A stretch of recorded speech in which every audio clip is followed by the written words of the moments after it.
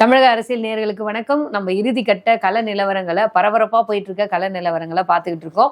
நம்ம தமிழக அரசியல் சேனல்ல அடுத்ததா எந்த தொகுதியோட கள நிலவரம் அப்படின்னு பார்த்தீங்கன்னா தென் சென்னையில பயங்கரமான போட்டி இருக்கு. அதோட கள நிலவரம், இறுதி கட்ட கள நிலவரம் எப்படி இருக்கு அப்படின்னு நம்ம இணைய ஆசிரியர் தமிழக அரசியலோட ரங்கநாதன் சார் கிட்ட கேட்டுருவோம். வணக்கம் சார். வணக்கம். தென் சென்னை எப்படி இருக்கு சார்? தென் சென்னையை பொறுத்த அளவுக்கு திமுகவில் தமிழச்சி தங்கப்பாண்டியன், அதிமுகவில் ஜெயவர்தன், பாஜகவில் தமிழிசை சௌந்தரராஜன், 3 பேரும் போட்டி போறாங்க. 3மே ஓரளவுக்கு நட்சத்திர வேட்பாளர். இந்த தென் சென்னை ஒரு முக்கியத்துவம் வாய்ந்த தொகுதியாகவும் இப்போ மாறிடுச்சு. இதுல பார்த்தீங்கன்னாக்கா தமிழச்சி தங்கப்பாண்டியன் போன முறை எம்பியா இருந்தவங்க இப்பவும் எம்பியா இருக்காங்க. இவங்க போன முறை 2019 வந்துட்டு வேட்பாளர் அறிமுக கூட்டத்தில் வந்துட்டு உதயநிதி என்ன சொன்னார்னு கேட்டீங்கன்னாக்கா, அழகான வேட்பாளருக்கு ஓட்டு போடுங்க அப்படின்னாரு.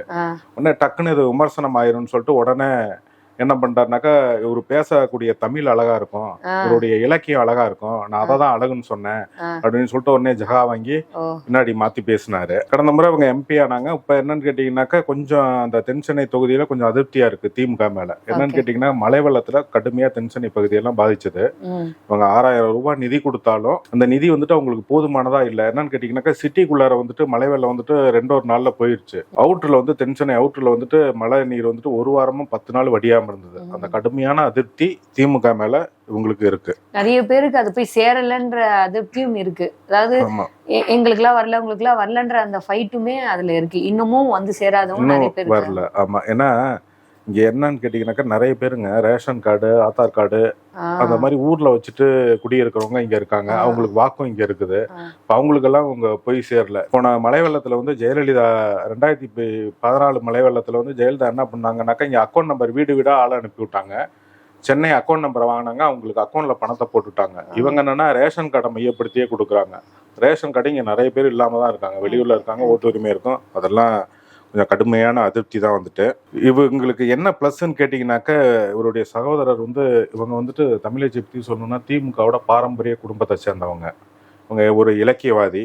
இவருடைய அண்ணன் தான் வந்துட்டு நிதியமைச்சர், மின்சாரத்துறை அமைச்சராக இருக்காரு, தங்கம் தென்னரசு வந்துட்டு. இப்போ என்னன்னு கேட்டீங்கன்னா, தென் சென்னை தொகுதியை பொறுத்தவரைக்கும் விட்டமினை வந்துட்டு இந்த அதிருப்தியெல்லாம் சமாளிக்கணும்னாக்கா விட்டமினை கடுமையாக இறக்கி ஆகணுன்றதுக்காக ஓட்டுக்கு ஒரு 500 அதுக்கு மேலே அப்படி கொடுக்கலான்னு சொல்லி முடிவெடுத்து களத்தில் இறக்கிட்டாங்க அவங்க. இவங்களுக்கு இன்னொரு மெயின் இவ்வளோ பலவீனங்கள் இருந்துமே ஒரு பலம் என்னன்னு கேட்டிங்கனாக்கா, திமுக பொறுத்தளவுக்கு தென் சென்னையில் வந்து கூட்டணி பலம் கொஞ்சம் இருக்குது. கம்யூனிஸ்ட் கட்சி, விசிக, இந்த கட்சியெல்லாம் கூட்டணி பலம் வந்துட்டு இவங்களுக்கு கொஞ்சம் கரைசி இருக்குது. அதே நேரம் அதிமுக பொறுத்தளவுக்கு பார்த்தீங்கன்னாக்கா, ஜெயக்குமாரோட பையன் தான் ஜெயவர்தன் தான் நிற்கிறாரு. கடந்த ஜெயலலிதா ஆட்சியில் என்ன பண்ணாங்கன்னாக்கா, ஜெயக்குமார் அமைச்சராக இருக்கல அவருடைய கட் அவுட்டுக்கு வந்து பாலாபிஷேகம் பண்ண மாதிரி ஒரு பத்திரிகையில, முன்னணி பத்திரிகையில வந்துட்டு ஒரு புகைப்படம் வெளியானுச்சு. அடுத்த நாளே அம்மா வந்துட்டு ஜெயக்குமாரோட அமைச்சர் பதவியை பிடிங்கிட்டு அடுத்த ஒரு 2-3 மாசத்துல பார்லிமெண்ட் எலெக்ஷன் வருது. ஜெயக்குமாருக்கே தெரியாம ஒரு சர்ப்ரைஸ் கொடுத்தாங்க. ஃபர்ஸ்ட் அறிவிக்கையிலேயே வந்து தென் சென்னை வேட்பாளர் அம்மா எல்லாம் இருக்கல, அறிவிக்கையில பார்த்தீங்கன்னா வேட்பாளர் லிஸ்ட் எல்லாம் பயங்கரமா இருக்கும். எப்படி என்னன்னு எல்லாம் யோசிச்சுட்டு இருப்பாங்க. டிவி முதல்ல அவங்க தான் அறிவிப்பாங்க. அப்படி அறிவிக்கையில முதல் வேட்பாளராக தென் சென்னை வந்து ஜெயவர்தன் அறிவிச்சாங்க. இது வந்து ஜெயக்குமாருக்கு மிக்க மகிழ்ச்சியை கொடுத்தது. அம்மாவோட அலையில, அதிமுகவோட அலையில வந்துட்டு ஜெயக்குமார் அப்ப வெற்றி பெற்றாரு. கடந்த முறை தமிழச்சிக்கிட்ட ஒரு போட்டி போட்டு தோத்துட்டாரு. இந்த முறை வந்துட்டு களப்பணி வந்து தீவிரமா பணியாற்றிட்டு வராரு. காரணம் என்னன்னா, எடப்பாடி பழனிசாமி வந்ததுக்கு அப்புறமே அங்க கள நிலவரம் கொஞ்சம் மாற ஆரம்பிச்சது. அதுக்கப்புறம் என்னன்னு கேட்டிங்கனாக்கா, விட்டமினையும் உங்க தாராளமாக இறக்குறாங்க. இங்கே கடை மட்ட தொண்டர்கள்லேருந்து முக்கிய நிர்வாகிகள் வர எல்லாத்துக்குமே விட்டமினை கொடுத்துட்டாங்க. அவங்களும் தீவிரமாக களப்பணியாற்றிட்டு வராங்க. இங்கே என்னன்னா, மீனவ வாக்குகள் அப்படியே வந்துட்டு இவங்க அல்றாங்க. மீனவ வாக்குகள் வந்துட்டு அல்றாங்க. என்னன்னா, இப்போ இதில் திமுகவோட அதிருப்தி வாக்குகள் அப்படின்றத வந்துட்டு அதிமுக பெருமான்றது அதில் தான் கொஞ்சம் சிக்கலாக இருக்குது. அது என்னன்னு கேட்டிங்கன்னா, திமுகவோட அதிருப்தி வாக்குகளை பூரா வந்துட்டு தமிழிசை சௌந்தரராஜன் பிஜேபி வேட்பாளர் போட்டி போடுறாங்க. இப்போ பாஜக சார்பில் தமிழிசை சௌந்தரராஜன் வந்துட்டு போட்டி போடுறாங்க. அவங்க என்னென்னா 2 மாநில கவர்னராக வந்துட்டு ரிசைன் பண்ணிட்டு வராங்க. இப்போ அவங்களுக்கு வந்து பார்த்தீங்கன்னாக்கா தொகுதியில் நல்ல செல்வாக்கு இருக்குது. மயிலாப்பூர் எல்லாம் பார்த்தீங்கன்னாக்கா முழுக்க தமிழிசைக்கான ஆதரவான தொகுதி அந்த தொகுதி. இவங்க வந்துட்டு ஏழை மக்கள், ஏழை பெண்கள்னு சகஜமாக பழகக்கூடியவங்க இவங்க.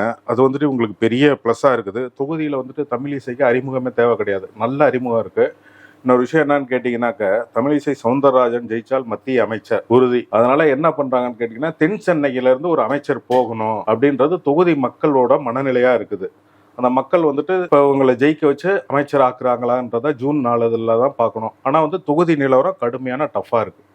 ஓகே, தமிழிசை சவுந்தரராஜனுக்கு எந்த அளவுக்கு அது வந்து ரொம்ப கை கொடுக்கும்? நீங்க சொல்லிட்டீங்க மயிலாப்பூர் தொகுதி, அதை தாண்டி அவங்களோட அரசியல் வியூகம் என்னவா இருக்கு? அதாவது மேடம், பொதுவாகவே மயிலாப்பூர்ல அதிக வாக்கு உங்களுக்கு விழுது தமிழிசைக்கு இருக்குன்றான். சில இடத்துலலாம் தமிழச்சி தங்கப்பாண்டியனுக்கு எதிர்ப்பு இருக்குன்றான். ஆனால் வந்துட்டு தேர்தல் களம் வந்துட்டு வித்தியாசமாக இருக்கும். தேர்தல் களம் வந்து முதல் நாள் மாறும். அப்படி மாறையில யார் வெற்றி பெறாங்கன்றது அவ்வளோ சீக்கிரம் சொல்ல முடியாது. இதுக்கு முன்னாடி எல்லாம் 2 பேர்த்த நம்ம சொல்லிட்டு போயிடலாம். இப்போ வந்து பிஜேபி வலுவா 3வதுல நட்சத்திர வேட்பாளர்களை களத்தில் இறக்குது. இப்போ தென் சென்னை போட்டி போற தமிழிசை சவுந்தரராஜனுக்காக பிரதமர் மோடியே வந்து இங்கே ரோட் ஷோ நடத்தினாரு. முக்கியமான பாஜகவோட மேலிட பொறுப்பாளர்கள்லாம் வந்து பிரச்சாரம் செஞ்சாங்க. அதனால தமிழிசை சவுந்தரராஜன் எப்படியாச்சும் மத்திய அமைச்சராக்கணும், ஜெயிச்சிடணும் அப்படின்றதுல அவங்க உறுதியா இருக்கிறாங்க. தென் சென்னை மக்களோட கையில தான் இருக்குது. தொகுதி வந்து கொஞ்சம் டஃபா தான் இருக்குது. ஓகே, பொதுவா போன வாட்டி எம்எல்ஏ இருந்தவங்களும் எம்பியா இருந்தவங்களும் இருக்காங்க. இருந்தாலும் அதுல ஒரு சேஞ்சஸ் இருக்கும்.